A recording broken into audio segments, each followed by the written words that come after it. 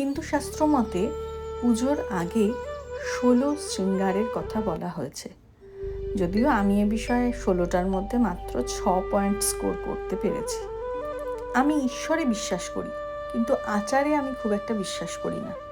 তাই যে কোনো পুজোর ক্ষেত্রেই আমি ঠিক ততটাই করি যতটা সেই মুহূর্তে আমার মন চায়, এবং আমার দৃঢ় বিশ্বাস যে ঈশ্বর আমার ওপর তার জন্য একটুও রাগ করেন না। এবারও তার অন্যথা হয়নি।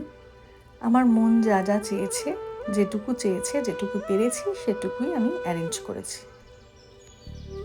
আসলে ঠাকুর তো আর মানুষ নন যে একটু আধটু ভুল ত্রুটি হলেই অমনি তার মুখ হাঁড়ি হয়ে যাবে।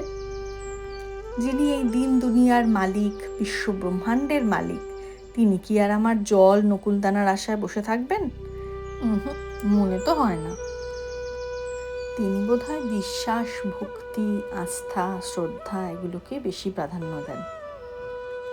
সে যাই হোক, আমি আমার মতো করে ঘরের পুজো সেরে নিয়ে ডালা গুছিয়ে ভাবলাম নিচে শিব মন্দিরে গিয়ে শিবের মাথায় একটু জল ঢেলে আসি। যাকে হাত বাড়ালেই পাওয়া যায় তার জন্য পথ বাড়িয়ে লাভ কি? সত্যিই তো, ভগবানকে মন থেকে ডাকলেই যখন পাওয়া যায়, এত দূরে যাওয়ার দরকারটাই বা কি?